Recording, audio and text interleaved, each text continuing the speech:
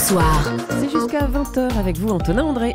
Et Jérôme Commandeur, c'est l'heure de vos humeurs. Bonsoir à tous. Vous avez décidé de prolonger le débat, justement. Vous pouvez rester. Donc, ce soir, cher Jérôme, vous allez nous parler d'Aquilino Morel. Eh oui, Antonin, alors épisode embarrassant pour la majorité, vous venez tous de l'évoquer, les révélations du site Mediapart concernant le conseiller politique de l'Élysée, Aquilino Morel, caprice, conflit d'intérêts, donc il démissionne, un petit caillou dans la chaussure, ou plutôt la Berluti, la Todds, la Weston de la présidence normale de François Hollande.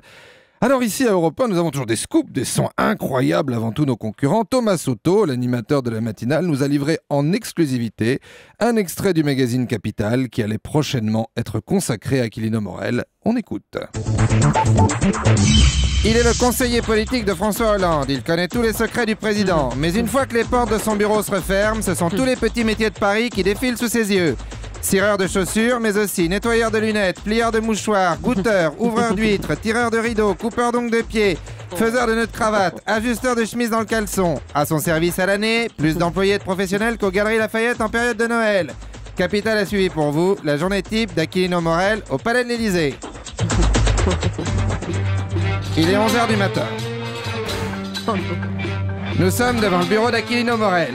L'homme vient d'arriver à son poste. Son premier réflexe, se détendre les pores de la peau dans son hammam, construit à la place de l'ancien abri anti-atomique du Palais de l'Élysée.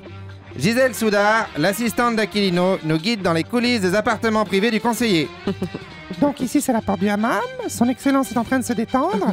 C'est très important pour lui de démarrer par un gommage quand il est en période de négociation sociale. C'est un horaire décalé. Donc ici je vais vous montrer. Alors ici, vous êtes à l'atelier chaussures, il y a près de 10 000 paires. Ça fait à peu près 200 cireurs. Ça emploie du monde, hein. On a fait visiter l'endroit à l'émir du Qatar, il a pleuré quand il a vu ça. Pourtant le mec a des robinets en or dans son Boeing, c'est pas un moine, hein. Mais là il a dit on est socialiste, hein. Et donc quand vous vous y mettez, vous savez y faire, hein. Avec la droite on avait oublié. Les Ray-Ban de Sarko à côté, c'est un tourneur fraiseur qui a gagné au tac-au-tac, hein. Ouais, il était ému le mec. 24 heures à l'Élysée avec l'auteur du discours du Bourget, mon adversaire c'est la finance. C'est dimanche, dans Capital. Merci Jérôme Commandeur et bon week-end à vous.